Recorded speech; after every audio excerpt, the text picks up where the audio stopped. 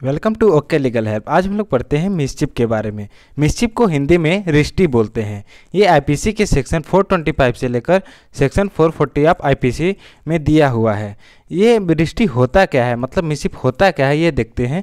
ये आईपीसी के सेक्शन 425 में बताया गया है। जब किसी पर्सन का इंटेंशन टू कॉज और knowing likely to cause wrongful loss और डैमेज टू पब्लिक, ठीक, पब्लिक प्रॉपर्टी को रॉन्गफुल लॉस और डैमेज करने का उसका इंटेंशन या नॉलेज हो तब, या फिर किसी एनी पर्सन को उसका इंटेंशन क्या है, कॉजेज डिस्ट्रक्शन ऑफ प्रॉपर्टी, मतलब उसकी प्रॉपर्टी का डिस्ट्रक्शन करता है, तो ये क्या कहलाएगा, मिसचिप कहलाएगा। या फिर प्रॉपर्टी में ऐसा चेंज लाता है या फिर ऐसा सिचुएशन करता है कि उससे उस सिचुएशन और चेंज इन प्रॉपर्टी की वजह से डिस्ट्रॉय और डिमिनिशेस द प्रॉपर्टी, उसके वैल्यू को, प्रॉपर्टी वैल्यू को और उसकी यूटिलिटी को लेस कर देता है, डिस्ट्रॉय और डिमिनिश कर देता है, या फिर अफेक्ट इट्स इंजूरियसली। अगर ये होता है तो क्या होगा, वो मिसचिप कहलाएगा। इसका एक्सप्लेनेशन देख लेते हैं। एक्सप्लेनेशन में ये बोला कि जो पर्सन है, ऑफेंडर है, उसका इंटेंशन जरूरी नहीं है कि ऑनर ऑफ प्रॉपर्टी की तरफ ही हो। उसका सिर्फ सफिशिएंट ये है कि वो, अगर जो ऑफेंडर है उसका इंटेंशन क्या है,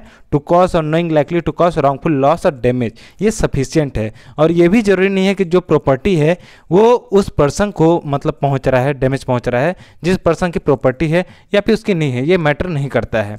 एक्सप्लेनेशन 2 में ये बोला गया कि जो प्रॉपर्टी है वो प्रॉपर्टी खुद की भी हो सकती है, हिमसेल्फ, या अदर पर्सन की भी हो सकती है, या फिर अदर पर्सन के साथ ज्वाइंटली हो सकती है। और किसी भी प्रॉपर्टी के साथ अगर मिसचिप हो रहा है वो मिसचिप कहलाएगा। इसके इलस्ट्रेशन देख लेते हैं।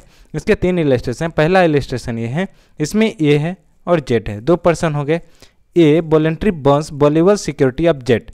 अब जेड के वैल्यूएबल सिक्योरिटी को बर्न करने की वजह से क्या होता है, इसको जेड को रॉन्गफुल लॉस पहुंचता है, तो ए ने क्या किया, यहाँ पे मिसचिप किया।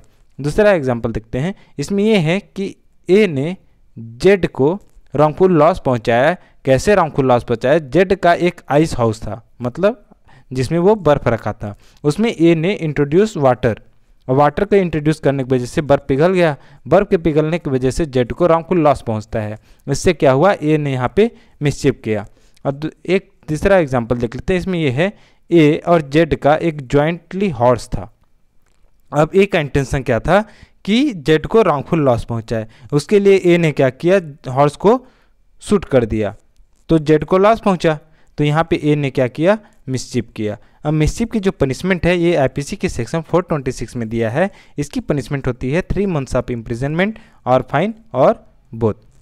सेक्शन 427 बोलता है, अगर कोई पर्सन मिसचिप करता है, डैमेज पहुंचाता है मिसचिप करके, जिस प्रॉपर्टी की अमाउंट कितनी है, 50 रुपीज़ से एबव हो, तो उसके लिए जो सज़ा होगी वो होगा 2 ईयर्स ऑफ इम्प्रिजनमेंट और फाइन और बोथ। सेक्शन 428 इसमें ये बोला है, अगर किसी एनिमल को किलिंग और मेमिंग करके मिसचिप करता है और उस एनिमल की जो वैल्यू वो 10 रुपीज़ है, मतलब commits mischief by killing, by poisoning, maiming और रेंडरिंग, जिससे कि एनिमल और एनिमल्स जो हैं वो यूजलेस हो जाते हैं, और एनिमल्स की वैल्यू कितनी है, 10 रुपीज़ या फिर उससे अधिक है, तो इस सेक्शन के अंदर ऑफेंस होगा, और उसके लिए जो पनिशमेंट होगी वो होगा 2 ईयर्स ऑफ इम्प्रिजनमेंट और फाइन और बोथ। सेक्शन 429 बोलता है, मिसचिप बाय किलिंग और मेमिंग कैटल, ठीक, cattle etcetera of any value, और कोई दूसरा एनिमल है उसकी वैल्यू कितनी होनी चाहिए, 50 रुपीज़, मतलब commits mischief by killing, poisoning, maiming और रेंडरिंग यूजलेस। और किसको रेंडरिंग कर रहा है, ये elephant, camel, horse, mule, buffalo, bull, ये हैं, ठीक, काऊ और ऑक्स, वो किसी वैल्यू को, ऑफ एनी वैल्यू। और दूसरा एनिमल, अगर इनके अलावा कोई एनिमल है, उसका अमाउंट कितना है, 50 रुपीज़, ठीक, 50 रुपीज़ या फिर उससे अधिक, तो इस सेक्शन के अंदर वो ऑफेंस होगा। उसके लिए जो सज़ा होगी वो होगा 5 ईयर्स ऑफ इम्प्रिजनमेंट और फाइन और बोथ।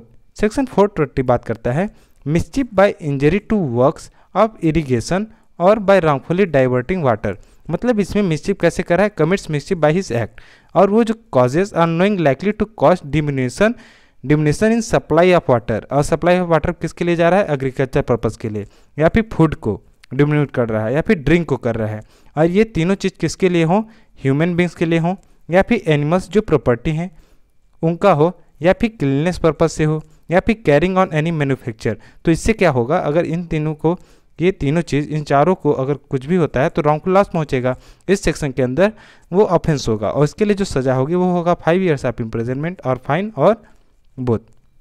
सेक्शन 431 में बोला गया है कि अगर कोई मिसचिप इंजरी करके किसको पब्लिक रोड, ब्रिज या रिवर या कैनल को करके वो मिसचिप कमिट करता है, मतलब commits mischief by his act and renders knowing likely to render public road, bridge, navigable river या नेविगेबल चैनल, चाहे वो नेचुरल हो या फिर आर्टिफिशियल हो, उसको ऐसा कर देता है कि इम्पैसेबल हो जाता है, मतलब वहाँ से जाना मुश्किल हो जाता है, या फिर लेस सेफ, मतलब सेफ भी नहीं रह जाता वो public road, bridge, navigable river और नेविगेबल चैनल, जिससे कि ट्रैवलिंग और कन्वीनिंग ऑफ प्रॉपर्टी, वहाँ से कन्विंसिंग ऑफ प्रॉपर्टी इसके लिए मुश्किल होती है, तो इस सेक्शन के अंदर वो ऑफेंस कहलाएगा। इस तरह का मिसचिप इस सेक्शन के अंदर ऑफेंस कहलाएगा, और उसके लिए जो सज़ा दी जाएगी वो होगा 5 years ऑफ इम्प्रिजनमेंट और फाइन और बोथ।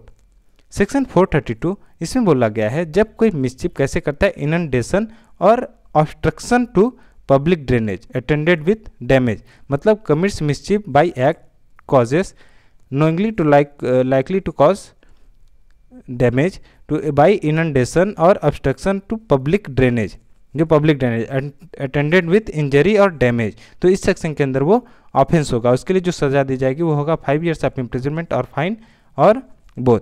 सेक्शन 433 बात करता है mischief by destroying, moving, rendering loss, using a lighthouse और सी ब्रेक।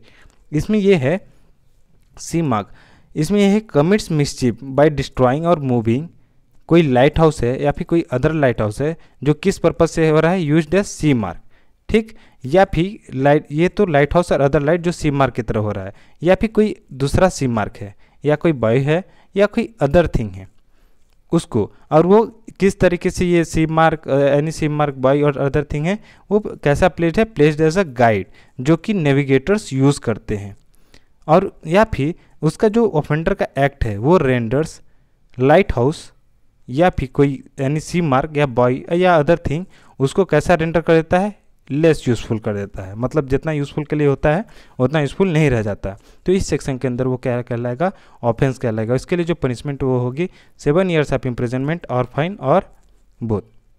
सेक्शन 434 ये बात करता है मिसचिप बाय डिस्ट्रॉइंग और moving etcetera landmark fixed by public authority, मतलब ऐसा लैंडमार्क जो पब्लिक अथॉरिटी द्वारा फिक्स किया गया हो। कमिट्स मिसचिप बाय डिस्ट्रॉइंग और moving landmark fixed by authority of public servant, या फिर उसको रेंडर करता है, जो लैंडमार्क है उसको ऐसा रेंडर करता है कि वो लेस यूज़फुल हो जाता है, तो इस सेक्शन के अंदर वो ऑफेंस होगा। इसके लिए जो सजा होगी वो होगा 1 year ऑफ इम्प्रिजनमेंट और फाइन और बोथ।